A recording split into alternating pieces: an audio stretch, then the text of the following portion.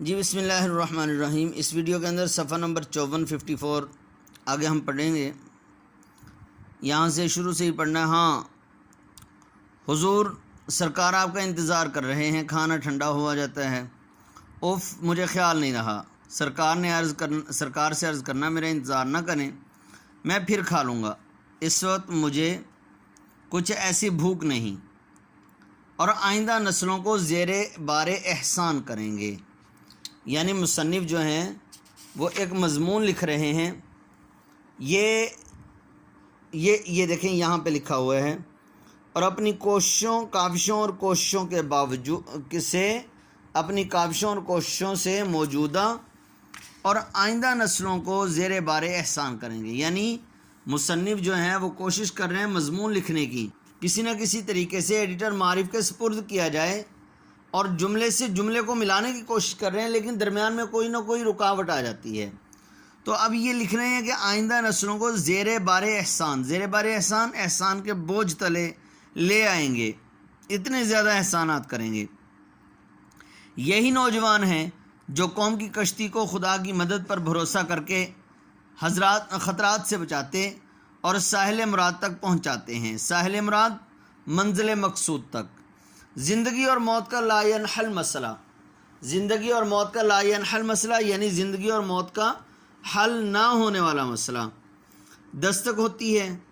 کیا ہے؟ سرکار کہتے ہیں اگر آپ تھوڑی دیر میں کھائیں گے تو ہم بھی اسی وقت کھائیں گے، مگر کھانا ٹھنڈا ہو کے بالکل خراب ہو جائے گا۔ اچھا بھائی لو ابھی آیا، یہ کہہ کے میں کھانے کے لیے جاتا ہوں، سب سے معذرت کرتا ہوں۔ میزبان نہایت اخلاق سے فرماتے ہیں، چہرے پر تھکن معلوم ہوتی ہے۔ کیا بہت لکھ ڈالا؟ دیکھو میں تم سے کہتا تھا نا کہ شہر میں ایسی فرصت اور خاموشی کہاں، سوائے اس کے کہ میں آمنا و صدقنا کہوں۔ آمنا یعنی میں نے بات کو تسلیم کر لیا اور میں نے تصدیق کر دی، اور کیا کہہ سکتا تھا؟ اب کھانے پر اصرار ہوتا ہے، جس چیز سے مجھے رغبت نہیں وہی کھلائی جاتی ہے، رغبت شوق۔ بعد کھانے کے میزبان صاحب فرماتے ہیں، سپہر کو تمہیں گاڑی میں چلنا ہوگا، میں تمہیں اس واسطے یہاں نہیں لایا کہ سخت دماغی کر کے اپنی صحت خراب کر لو۔ واپس کمرے میں آ کر میں تھوڑی دیر اس غرض سے لیٹتا ہوں کہ خیالات جمع کر لوں اور پھر لکھنا شروع کر دوں، مگر اب خیالات کہاں، مضمون اٹھا کر دیکھتا ہوں۔ زندگی اور موت کا لا ینحل مسئلہ، یہاں پر پہلے بریک لگی ہوئی تھی مضمون لکھتے لکھتے، یہیں پہ لگی ہوئی ہے بریک۔ اس کے متعلق کیا لکھنے والا تھا؟ ان الفاظ کے بعد کون سے الفاظ دماغ میں تھے؟ اب کچھ خیال نہیں کہ اس کو پہلے فکروں سے کیوں کر ربط پیدا کرنا تھا، کہ اس جملے کو پہلے جملے کے ساتھ، یا یہ جو جملہ لکھا ہوا ہے اس جملے کو، جو جملہ بعد میں میرے ذہن میں آ رہا ہے، اس جملے کے ساتھ کیسے اس کا کانٹیکٹ کیا جائے، کیسے اس کے ساتھ ملایا جائے، یہ سمجھ نہیں آ رہی تھی۔ یوں ہی پڑھے پڑھے نیند آ جاتی ہے، تیسرے پہر اٹھتا ہوں تو دماغ بہت صحیح پاتا ہوں، زندگی اور موت کا لا ینحل مسئلہ بالکل حل ہو جاتا ہے، پورا فقرہ آئینے کی طرح صاف نظر آتا ہے۔ میں خوشی خوشی اٹھ کر میز پر گیا اور لکھنا چاہتا تھا کہ پھر وہی دستک۔ نوکر اطلاع دیتا ہے گاڑی تیار ہے، سرکار کپڑے پہنے آپ کا انتظار کر رہے ہیں۔ میں فوراً نیچے جاتا ہوں تو پہلا فقرہ جو میزبان صاحب کہتے ہیں وہ ہوتا ہے، آج تو دستے کے دستے لکھ ڈالے۔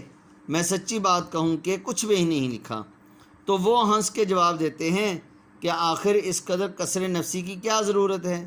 کسر نفسی عاجزی، خدا کے واسطے جھوٹی نہ کھائیے قسمیں۔ مجھے یقین ہوا اور مجھ کو اعتبار آیا۔ ملا کر شام کو واپس آئے، کھانے کے بعد باتیں ہوتی ہیں، سونے کے وقت اپنا دن بھر کا کام دیکھتا ہوں تو ایک صفحے سے زیادہ نہیں، وہ بھی بے ربط و بے سلسلہ۔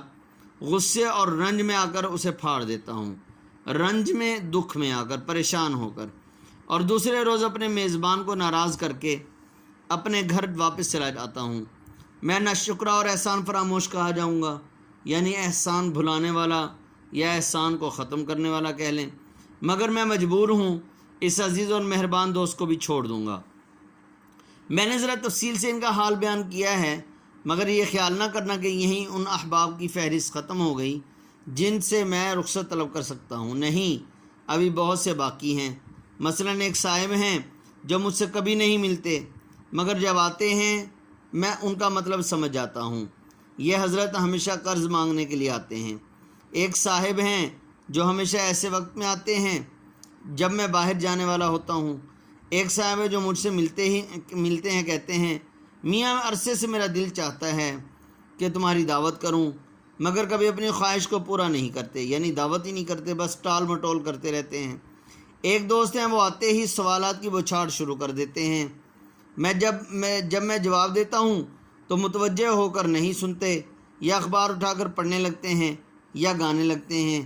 ایک صاحب ہیں جو جب آتے ہیں اپنی ہی کہے جاتے ہیں، میری نہیں سنتے۔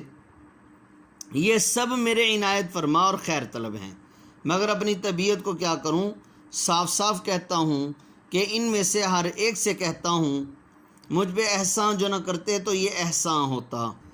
مطلب یہ ہے کہ شاعر جو یعنی مصنف جو ہے وہ مجبور ہو کر یہ کہہ رہے ہیں کہ بھائی میرے اوپر اتنا احسان نہ کیا کرو، میرا خیال نہ کیا کرو، مجھے قرض نہ دیا کرو، میرے اوپر کسی قسم کا احسان نہ کرو، اس لیے کہ مجھے جو ہے وہ اگر میرے اوپر احسان کریں گے مجھے ان کا احسان لوٹانا پڑے گا، اور لوٹانے کے لیے نہ میرے پاس وقت ہے، ہو سکتا ہے میرے پاس کچھ مال بھی نہ ہو، تو اس لیے مصنف جو ہیں یہ شعر پڑھتے ہیں۔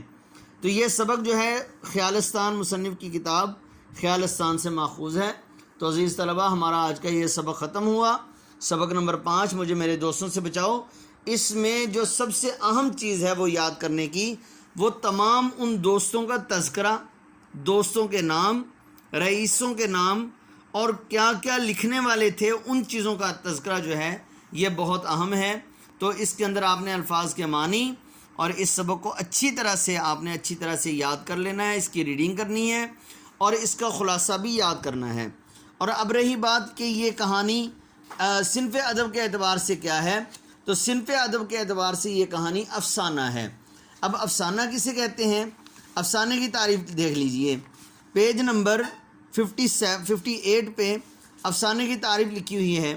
یہ اس فرضی کہانی کو کہتے ہیں جو مختصر ہو، دلچسپ ہو، واقعاتی لحاظ سے زندگی کے کسی پہلو پر روشنی ڈالے۔ اس کے کردار فرضی ہوتے ہیں لیکن حقیقی نظر آتے ہیں۔ اس کی طوالت اتنی ہوتی ہے کہ ایک نشست میں پڑھا جا سکتا ہے، یعنی طوالت سے مراد لمبائی، یعنی اس کہانی کا حقیقی طور پر کوئی تعلق نہیں ہوتا، لیکن واقعے کے اعتبار سے اگر دیکھا جائے تو یہ کہانی گویا کہ ہمارے حقیقی پہلوؤں پر بھی روشنی ڈال رہی ہوتی ہے، اور اس کے کردار فرضی ہوتے ہیں۔ مطلب یہ ہے کہ حقیقت کا کوئی تعلق نہیں ہوتا، لیکن یوں لگتا ہے جیسا کہ کسی کے بارے میں سچ مچ یہ کہانی لکھی گئی ہے۔ تو عزیز طلبہ، افسانہ کی تعریف بھی آپ نے اس میں یاد کر لینی ہے۔ تو باقی انشاءاللہ اس کی مشق رہے گی وہ انشاءاللہ اگلے لیکچر کے اندر۔ السلام علیکم ورحمۃ اللہ وبرکاتہ۔